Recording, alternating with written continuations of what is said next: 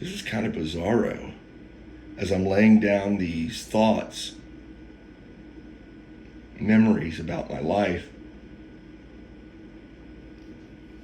in a desperate attempt to live eternally in the machine,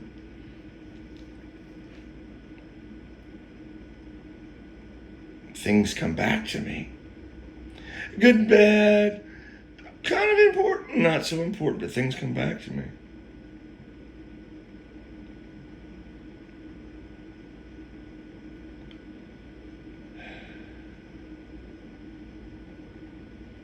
Retail client just drove away. I saw him text me saying, left the watches on your porch, or left the watch on your porch. I don't know what that means. I haven't gone to look yet. I've ducked him. I'm trying to push everybody away. When you do what I do for a living,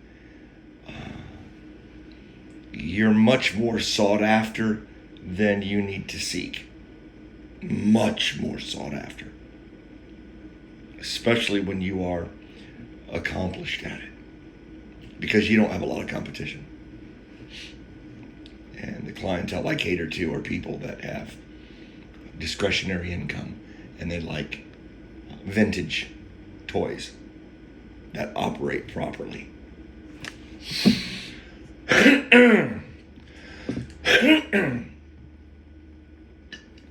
So I heard him drive off. I didn't answer his text earlier. I've been aloof. I'm trying to push everybody away. I'm done. I'm done with working at that bench for 30 plus years, trying to run an ethical business and having to fend off just greed and dishonesty, this, that, the other, just all the slop that goes with business. I'm tired. I'm done. I don't want any more of it.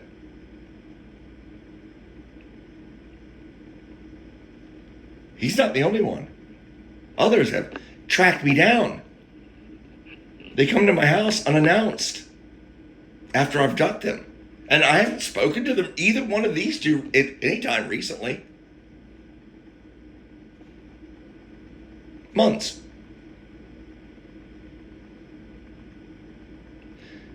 One of them, the second man, with the fancy toy that I think he washed. Fancy wristwatch. Especially, I'm speaking to especially right now. Not so much the second one. You women and your watches. Changed me some batteries. Man, that's easy money. Whew. Especially when you're working in the government and you're moonlighting. And your team leader don't care. What the hell? Everybody knew where to get their battery or watch band for their watch. All the ladies in that building. Saying. Long time ago. Not so much worried about the young lady, this dear woman that I know in the second one, as much as I am the man in the first one. Here's a man that I say to him when he reaches out to me initially, a couple of days ago, out of the blue, after months, I've worked on his watches in the past. Fine gentleman, love this man, he's a good man. We've actually, shared cigars. You don't get much more tight than that. Unless you're shaving somebody else's head, I guess, and not being paid for it. Actually being inconvenienced by it. But you got to look at somebody like that and you got to say, where does your treasure lie?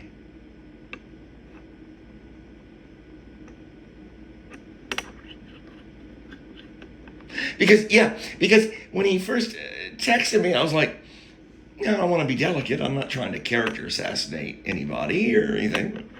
He says to me, what's going on? I said, in effect, the pandemic has really ruined a lot. Business is bad. I'm going to be honest with you, boss. I kind of snapped. I I've had it. Oh, and he comes back with in a text. Oh, I'm sorry to hear that. Yeah, just hang tough, whatever. Smiley face, maybe an emoji. He didn't put an emoji in.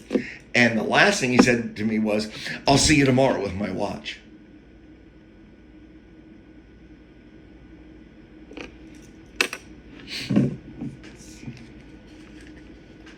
Just a little aside there. Where is your treasure? Just a little aside there to open.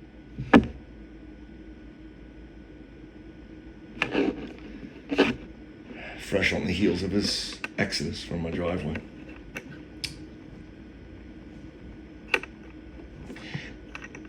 I used to work for a moving company. The owner took a liking to me.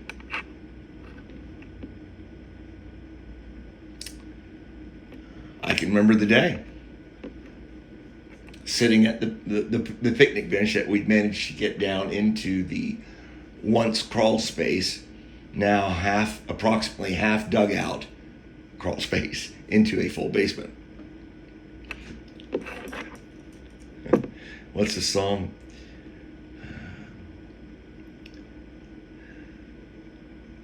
The closing lines. Old John Henry dug 14 feet, and the steam engine only dug 9.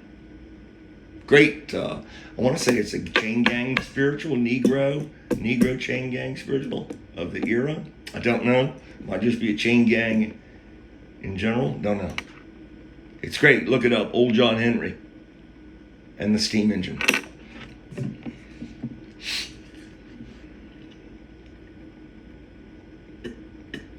There ain't nothing like swinging a pick. Now I'm a young man.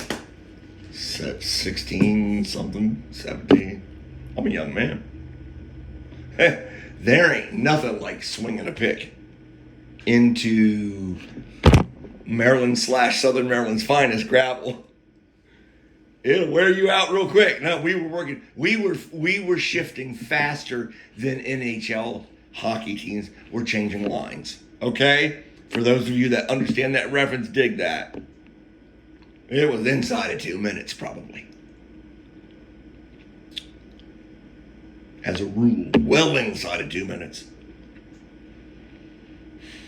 What am I saying? I'm thinking of penalties. It's not much more than a minute. And we're switching up, handing it to the next guy and going, in the circle. And that heart will get to beating.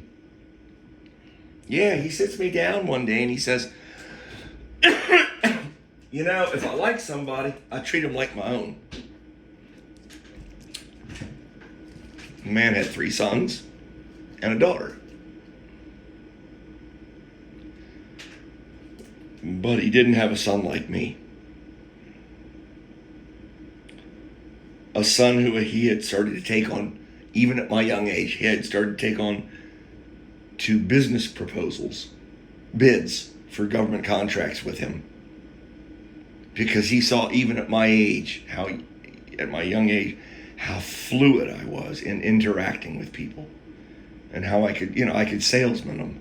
I could salesman them at the appropriate times. He took a shine to me. And I always respected this old man. My father was retired Air Force, and so was this man. NCO. Thank you. NCO. Screw all you officers, because you ain't getting nothing. You ain't getting that jet off of that deck without all of them. Okay? Props to the NCOs. Mr. Flyboy. God bless you, by the way. All of you. Yeah, he says to me, if I take a shine at, if I like somebody, I treat them like my own. I knew where he was coming from. The thing he didn't realize, though, was that the prodigal son, if you will, the hopeful, the prodigal son, the prodigal son elect, hopeful, hadn't come home yet. So there was no way I could accept his gracious offer of communion as father-son type arrangement. It wasn't in me.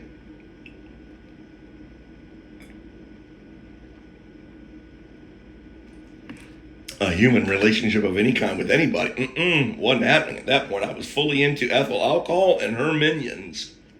They were my world.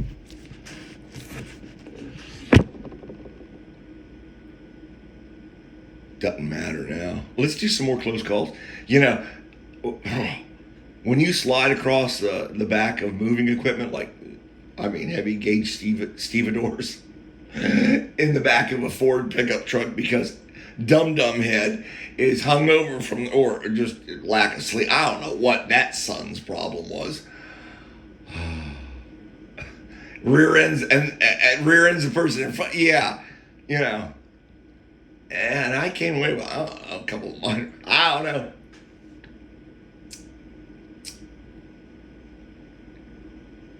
And then there's the deliberate attempting rolling of the truck. We had a name for it too, I can't remember.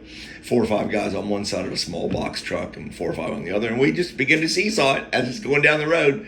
See if we can lift those rear wheels up straight, one single axle, small box truck. You know, fun and games like that. But don't worry, it was a residential district, okay? It wasn't like we were going, bad out of hell. We were the day we were coming back from, New Jersey? With core samples. Bags of dirt for Amtrak, I want to say. And we didn't think about it. People blowing their horns, they go by us. We're like, everything's right here, man. Go away. Well, we'd blown an internal tire, a dual axle, six wheel, two rear axles, as I want to say, and it was fine when one of the internal wheels blew, and that's why they was trying to get our attention because we didn't hear any flood, nothing. But when another wheel blew on right next to it because of the friction of the first bone, then you've got an axle that's trying to do its job with an axle, I want to say, behind it that wants to steer it now in an arc, okay? Not a straight line, not at all. It wants to take that rear, like the fire ladder trucks. You know, they got the steering wheel in the back, right? Kind of like that. I remember Jimmy. Man, that boy, he steered into that fishtail. We were getting it. We were coming down 95, man. Man, he steered into that fishtail this way and then that until he countered it and brought it under control. You know, we got to the side of the road. Man, wait, it gets better. So, speaking of stevedores, as in the first vignette, there I was in the State Department. It was a 2-man job. We sit in the hole. We're on call. They need 2 men to move some 5-drawer file safes. Just think about a 5-drawer file in your office and add 1,000 pounds to it and a tumbler lock on the front. No biggie. Got me a man stevedore. I'm only 16, 17. Man, those were rough years, weren't they? 17. I probably would have been 18 to work in the State Department. I don't know. 18, 19. I guess the cougar would come in by then. Yeah. Okay. So, yeah, he's over there. My teammate's over there doing something for a secretary or something. And I can handle, it's out in the hall already. I can handle this 5-drawer. I can strap it up at least and get it, to the stevedore. Little quick bam into it, get it to rock slightly and get the blade of the stevedore underneath it. This is a stout stevedore now. Throw the strap around it, tie it down, buckle it down. And, one guy, you learn it, even though I'm only about $160 at the time, 160, 170. You learn it, and you know how to yank it, and so I yank back and to bring it back. What I had failed to do though was to deploy the rear wheels, which spring out on demand, and then create basically a 4-wheeled cart And right, like I said, this whole stevedore is right stout. Doesn't matter. When that file safe comes back with the wheels deployed, boom, it's going on to it's an instant cart. It ain't going to keep going. Well, it will when you don't deploy the rear wheels. And that's what this boy did that day.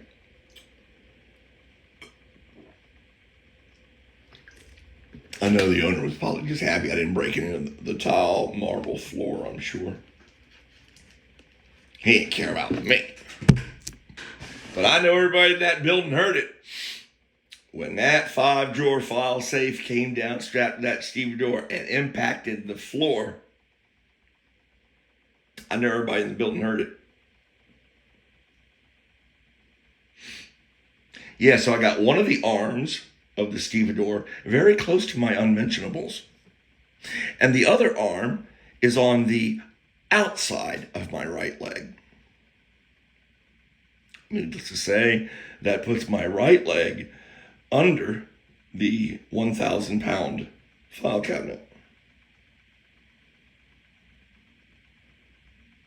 Did I mention it was a well-built stevedore? Stout? I'm sure it was made in the USA. Or I would have one leg today.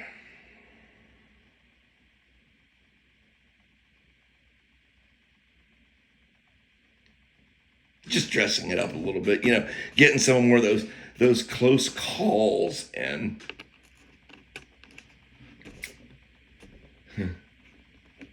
laying it on thick, huh? What an active imagination this man has. He must be delusional. It's all in his head. All these stories. How could all these strange things happen? All these clues. Here he is. Here he is at 59. And I'm going to tell you right now, you can put up 10 59-year-old men in front of me, and I'm certain I can take out 8 of them without getting winded.